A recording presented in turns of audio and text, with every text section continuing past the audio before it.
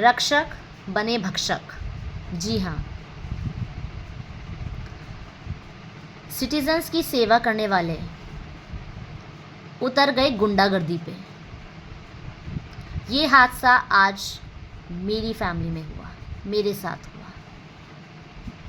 आज करीब 2-2:30 बजे दोपहर को मेरी माँ को कुछ पुलिस कांस्टेबल्स उठाने आए, बिना किसी फॉर्मल परमिशन, एप्लीकेशन, कंप्लेंट या इंस्ट्रक्शंस के। ये कांस्टेबल्स मेरे पिताजी ने बुलाए थे, उनके बुलाने पे आए, क्योंकि शायद कानून मेरे पिताजी चलाते हैं। आके उन्होंने मेरी माँ को पुलिस वैन में बैठने के लिए बोला। मेरी माँ ने उनसे पूछा कि उनकी गलती क्या है, क्या उनके पास उनके खिलाफ़ कोई शिकायत है, कोई फॉर्मल डॉक्यूमेंट है जहाँ पे ऐसा मेंशन है कि इस लेडी को इस घर से उठाना है।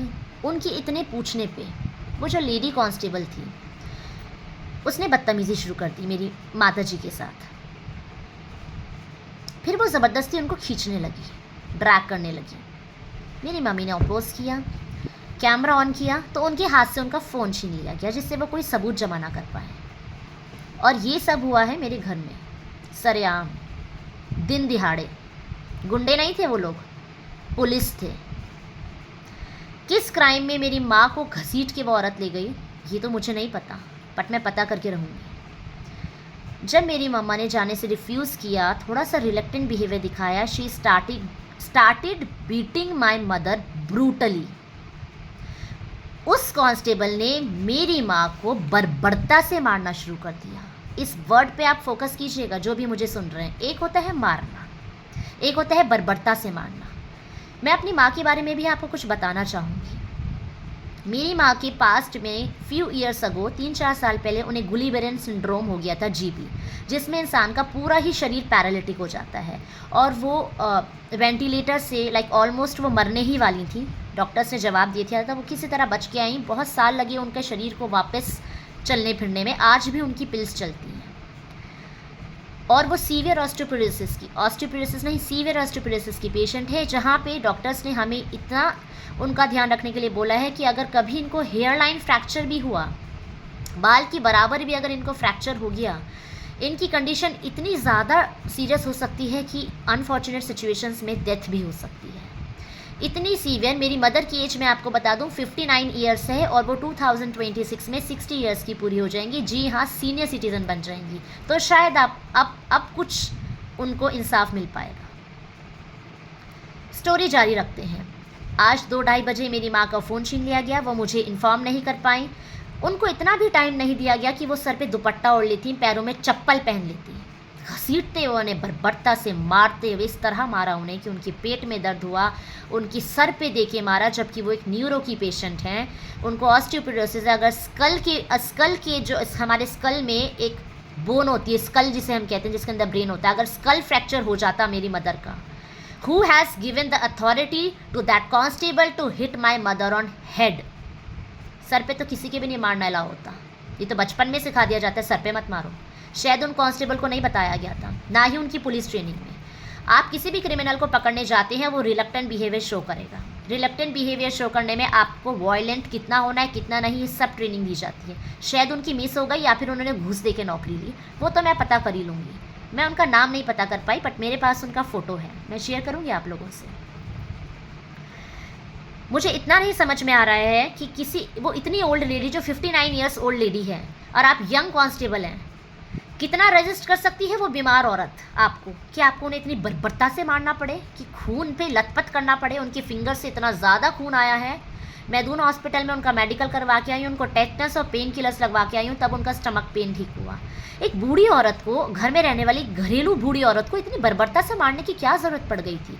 मेरी मदर के खिलाफ कोई क्रिमिनल रिकॉर्ड नहीं है। किस बेसिस पे, किस परमिशन पे, किस अथॉरिटी पे उस कांस्टेबल ने मेरी माँ को मारा नहीं, इतनी बर्बरता से मारा। बर्बरता वर्ड इज इंपॉर्टेंट हुआ है। अब आप सुनिए आगे क्या हुआ। बर्बरता से चलिए आप किसी भी तरह, चाहे हाथ बांध के, टांग बांध के, वैसे तो ये तरीका गलत था। This does not come under the code of conduct of police. But still आप ले गए। शायद आपका वो लेक्चर मिस हो गया था, आपको वो तमीज़ सीखी नहीं थी आपने पुलिस वैन में डाल दिया। उसके बाद क्या प्रॉब्लम थी आपको? पुलिस वैन में बैठने के बाद भी मेरी मम्मा को मारती गई वो औरत, और उसने हाथ से मेरी माँ के हाथ पकड़े हुए थे। मैं एक सवाल उठाना चाहती हूँ, क्या ईरान और इराक के युद्ध में हथकड़ियों की भी कमी है? अगर कोई वायलेंट होता है तो सबसे पहले किसी क्रिमिनल को हथकड़ी पहनाई जाती है। आप अपने हाथों से बर्बरता से इस तरीके से उसको कचोट नहीं सकते हो, ठीक है? आई थिंक इनके पास स्टॉक इशू हो गया है, हथकड़ियाँ नहीं थी इनके पास। अपनी मोटी मोटी हाथों से उसने मेरी बूढ़ी माँ को बर्बरता से नोचते हुए, उसके सर पे मारते हुए लेके गई, घसीटती हुई ले गई, वैन में बैठ गई मेरी माँ। अब क्या था? पूरे रास्ते उसने मेरी माँ को मारा, और वो रास्ता आप सोचेंगे शायद पुलिस स्टेशन का था। यही तो सरप्राइज़ है, यही सरप्राइज एलिमेंट है। आपको जान के बहुत हैरानी होगी कि मेरी माता जी को मेरे घर से उठा के पुलिस वैन में बिठा के थाने नहीं ले जाया गया। ग्राफिकेरा के एरिया में पूरे आसपास पुलिस वैन घुमाई गई।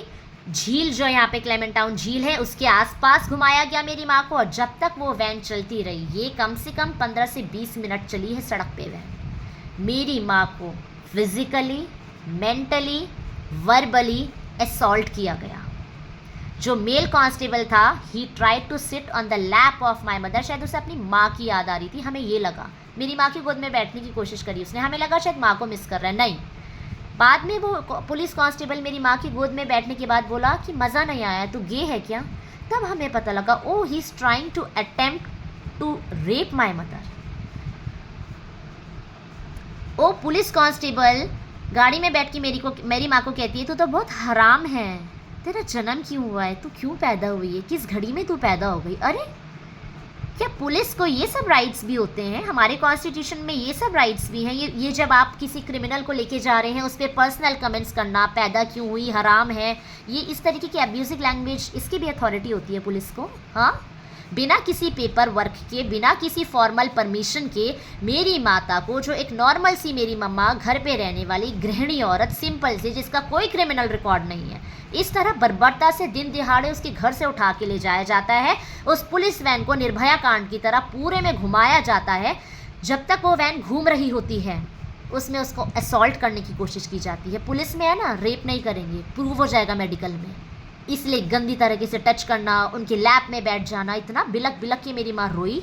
उसकी क्या गलती थी? Why she has to go through all these things? हाँ, क्या किया था उसने? क्या क्राइम किया था? What crime she has did?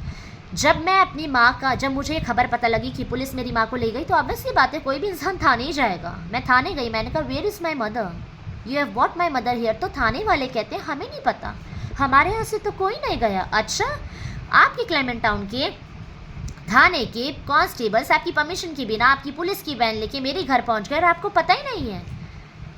हाँ, कह रहे हैं अभी नहीं उठी आपकी मम्मा, जबकि मेरी जब तक वो वैन में डाल चुकी थी, मेरी सिस्टर ने छुड़वाने की कोशिश करी, वो घर पे थी, वो नहीं छुड़वा पाई। और वो लोग कह रहे हैं आप ट्रैक नहीं करते अपने पुलिस की वैन को। हाँ, आज मेरी माँ को लेके गई है, क्या गारंटी है कल को मेरी बहन को नहीं लेके जाएगी, मुझे नहीं लेके जाएगी? घर में घुसते हैं, गेट पे ताला लगा था, मेरी मम्मा ने ताला लगाया था, ताला को बर्बरता से तोड़ के घर में घुस के, घर से बहू बेटियों को उठा के उनको पुलिस स्टेशन नहीं लेके जाते हैं, उनको बीच सड़क पे घुमाते हुए असॉल्ट करते हैं। ये कर रही है हमारी Indian police, Uttarakhand police. Police कौन पुलिस? वो पुलिस जिसको कहते हैं सर्विस पुलिस जो है ना, वो एक सर्विस का प्रोफेशन है, वो अथॉरिटी का प्रोफेशन नहीं है। आपको सिटीजन्स की रक्षा के लिए बनाया है। जब कोई घर में गुंडा घुस के औरत के आबरू और इज्जत पे हाथ उठाता है ना, तब हम पुलिस को कॉल करते हैं। लेकिन जब वही पुलिस गुंडे के रूप में आके मारपीट करके एक बूढ़ी औरत को, एक निहत्थी औरत को चप्पल पहनने का टाइम भी नहीं देती है, सर से दुपट्टा ढकने का टाइम भी, इतनी कौन सी इमरजेंसी आ गई थी? हाँ, क्या मेरी मदर टेररिस्ट है? क्या वो क्रिमिनल है? अरे ऐसी क्या जल्दबाजी थी? उनको सर पे दुपट्टा लेने देते, उनको पैरों में चप्पल पहनने देते, उनको बर्बरता से घसी, उनके हाथों में हथकड़ी लगा देते, और जब वैन में डाली दिया था तो उनको थाने में ले जाते, पुलिस स्टेशन में। हाँ, नहीं, ये सब नहीं किया आपने। क्योंकि ये आपने किया मेरे पिताश्री के कहने पे, मेरे पिताश्री माननीय मंजूर अहमद कुद्दूसी, एम.ए. कुद्दूसी। आपको पता है आज मेरी माँ के साथ ये क्यों हुआ? उनसे एक बहुत बड़ी गलती हो गई थी। मेरे पिताश्री बचपन से मेरी माता के ऊपर हर टाइप का उत्पीड़न करते आए हैं, जिसको डोमेस्टिक वायलेंस कहा जाता है। कुछ महीने पहले उन्होंने मेरी मम्मा के ऊपर एसडीएम कोर्ट में घर से बाहर निकलने का केस डाला, जिसमें उनको जीत हासिल नहीं हुई और एसडीएम के डिसीजंस ये आए कि वो बीवी होने के नाते पूरा हक रखती है उस घर में रहने का। ठीक है, वो हार गए। किसी आनी बिल्ली खंबा नोचे, राइट? यानी रुके वो। मेरी मदर ने उन पर डोमेस्टिक वायलेंस का केस कर दिया बिकॉज वो घर में खाना पीना नहीं लाते थे। जस्ट टू नॉट, उनको जेल भिजवाने के लिए नहीं, उनको उनसे मेंटेनेंस क्लेम करने के लिए।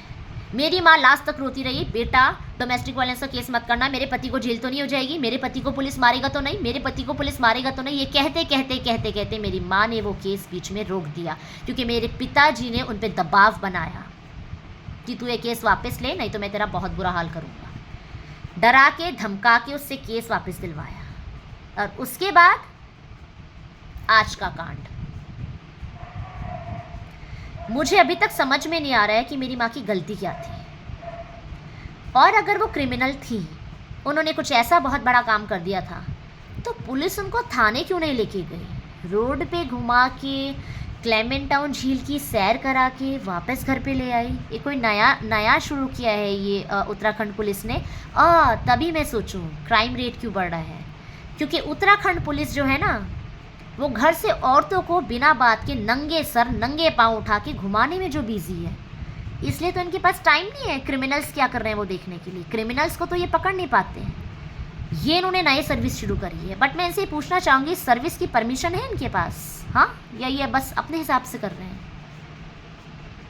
इन सारे सवालों का जवाब Clement town police station and उस कांस्टेबल का नाम रणवीर शाह है।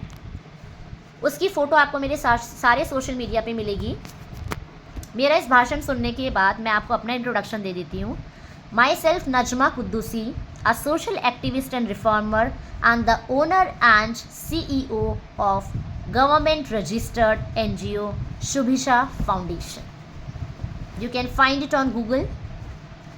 मैं अपने इंस्टाग्राम हैंडल्स, यूट्यूब, सब पे आने वाले न्यूज़पेपर्स, मीडिया चैनल्स, जो भी मुझे सुन रहा है, मैं आप सभी का साथ चाहूँगी, क्योंकि आप प्लीज़ ये सोचिए, जब भी ऐसी कोई घटना होती है, आप ये सोचा कीजिए, आवाज़ नहीं उठाएंगे तो ये घटना कल को आपके साथ भी हो सकती है। इमेजिन करिए आपकी माँ के साथ भी हो सकती है। इमेजिन करके मेरा साथ दीजिए, ओके? मुझे आपके साथ की ज़रूरत है, क्योंकि इन पुलिस को ये याद दिलाना ज़रूरी है कि ये गुंडागर्दी के लिए नहीं बने हैं, ये सिटीजन्स की सर्विस के लिए बने हैं, उनके प्रोटेक्टर्स हैं। ठीक है, सरकार ने उन्हें ऐसा कोई हक नहीं दिया है जहाँ पे वो किसी बूढ़ी औरत को बर्बरता से मारते हुए बीच सड़क पे पुलिस की वैन घुमाते हुए थाने ना ले जाते हुए वापस घर पे छोड़ाएं। अगर मेरी मदर एक क्रिमिनल है तो उनको थाने क्यों नहीं ले जाया गया, और किस परमिशन के हिसाब से उस कांस्टेबल ने मेरी माँ को मारा, उसको क्या हक था? ठीक है, I need all those proper documents. और हाँ, पूछने पे क्लेमेंट टाउन थाने की SHO साहब, मेरी उनसे एक बार और बात हुई थी, अपने पिताजी के खिलाफ FIR करवाना चाहती थी। कह रहे थे सीनियर सिटीज़न है, उनके खिलाफ हम कुछ नहीं कर सकते। ठीक है, अब सीनियर सिटीज़न मेरी माँ भी हैं, SHO साहब, बी रेडी। SHO साहब के पास एक रैंडम कॉल जाता है मेरे पिताजी का, ये कहते हुए कि उन्हें बाथरूम में बंद कर दिया गया है, और किसी भी चीज़ की बिना जांच करे, बिना बर्बरता से, बिना हथकड़ी के, बिना वारंट के, बिना रिटर्न एप्लीकेशन के मेरी माँ को चलती पुलिस वैन में देहरादून की सड़कों पे बीच दिन दिहाड़े दोपहरी में असॉल्ट किया जाता है। अगर आप लोग इसको हल्के में लेंगे ना, कल को आपके साथ भी होगा। आपके घर में भी बहुएं, बेटियाँ, माँ होंगी, पुलिस उनको इसी तरह उठा के लेके जाएगी। तो ये आपका डिसीजन है कि आपको इन चीज़ों के खिलाफ आवाज़ उठानी है, या बस वेट करना है, या डर डर के जीना है कि अब कब हमारे घर की बहू बेटी की बारी है, क्योंकि वो दिन दूर नहीं है। मैं भी इन चीज़ों को बहुत लाइट ले रहा है। अरे बाहर क्राइम हो रहा है, हमारे घर में नहीं हो रहा, किसी के साथ भी हो सकता है, मेरे साथ हुआ है आज। ठीक है, तो इसलिए मैं इसके खिलाफ एक बहुत बड़ा मूवमेंट स्टार्ट करूँगी, स्टेट लेवल का नहीं, नेशनल लेवल का। मैं पूरी कोशिश करूँगी अपनी ये बात प्राइम मिनिस्टर नरेंद्र मोदी तक पहुंचाने की कि देखिए आपके देश में क्या हो रहा है, और मुझे आपका साथ चाहिए इसमें। हर उस औरत का साथ चाहिए जो घर की बंद चार दीवारी में बैठ के अपने पति से मार खा रही है। मुझे हर उस औरत का, हर उस बेटी का साथ चाहिए जो ये नहीं चाहती कि उसकी माँ के साथ ऐसा हो। हर उस बेटे का साथ चाहिए जो अपनी माँ की आबरू के बारे में चिंता करता है, जो अपनी माँ को बर्बरता से इस तरह पिटते हुए नहीं देखना चाहता है। And this is my message to that constable Ranveer Shah, जिनका नाम मैं पढ़ पाई, बट उस लेडी कांस्टेबल स्पेक्स पहनती हैं, वो बहुत हट्टी कट्टी है। मेरे पास फ़ोटो है आपका और रणवीर शाह की। नौकरी तो गई, ठीक है, आप कोई और नौकरी ढूंढ लीजिए। ये नौकरी मैं आपके पास रहने नहीं दूंगी क्योंकि आप इसके योग्य नहीं है। इसलिए नहीं कि आपने मेरी माँ को मारा, नो पर्सनल ग्रजेस, नो, ऐसा मत समझना। I am a social activist, मैं किसी पर्सनल बेसिस पे ये नहीं कर रही हूँ। आपका code of conduct and behaviour, एक क्रिमिनल को भी इस तरह नहीं उठाया जाता है जिस तरह मेरी माँ को आपने पिक करा घर से और फिर आप थाने भी नहीं लेके गए। ये आपकी गलती है। उसे सैर सपट्टा करवा के उसके साथ बदतमीजी बर्बरता करके घर पे उसको फेंका है, जैसे निर्भया के साथ चलती वैन में किया था गुंडों ने। वही एपिसोड आपने रिपीट करना चाहा। तो वो चश्मे वाली कांस्टेबल मोटी आंटी, कहाँ होती है आपकी ये ताकत? एक बूढ़ी औरत पे हाथ उठाते हुए आपको शर्म नहीं आई? लेकिन जब लड़कियों का रेप हो रहा था तब ये ताकत कहाँ जाती है आंटी जी? आपका नाम मुझे नहीं पता है इसलिए मुझे आंटी जी करके बुलाना पड़ रहा है, क्योंकि मैंने सिर्फ आपकी फ़ोटो देखी, उसमें आप मुझे आंटी लगी। रिस्पेक्टेबल आंटी जी, आपका नाम तो मैं पता करके रहूँगी और दूसरों का तो नाम मैंने पता कर लिया है। वो कांस्टेबल, माननीय कांस्टेबल रणवीर शाह है वो, जिन्हें मेरी माता जी की गोद में बैठ के ममता तो नहीं मिली, किसी और ही खोज में थे। कहा तू गे है क्या, मज़ा नहीं आ रहा। उनको अगर कोई मज़ा करवाना चाहता है तो वो भी मुझसे कांटेक्ट कर सकते हैं। उनको मज़ा नहीं आ रहा है दोस्तों, थोड़ी कोशिश करेंगे उनकी मदद करने की, उन्हें मज़े दिलवाएंगे। और वो लेडी कांस्टेबल जिनके हाथों में हथकड़ियाँ तो नहीं थी, उनके मोटे मोटे हाथ हथकड़ी का काम कर रहे थे, उनके हाथों की ज़रूरत है हमें उन रेपिस्ट को पकड़ने के लिए। वो हाथ रेपिस्ट को पकड़ने के लिए यूज़ कीजिए चश्मिश मैडम, मेरी बूढ़ी माँ के लिए नहीं है वो हाथ, ठीक है। Now be ready for the consequences. Ranveer Shah and चश्मिश वाली constable madam, respected constable madam जिनके हाथ हथकड़ी हैं। Thank you so much.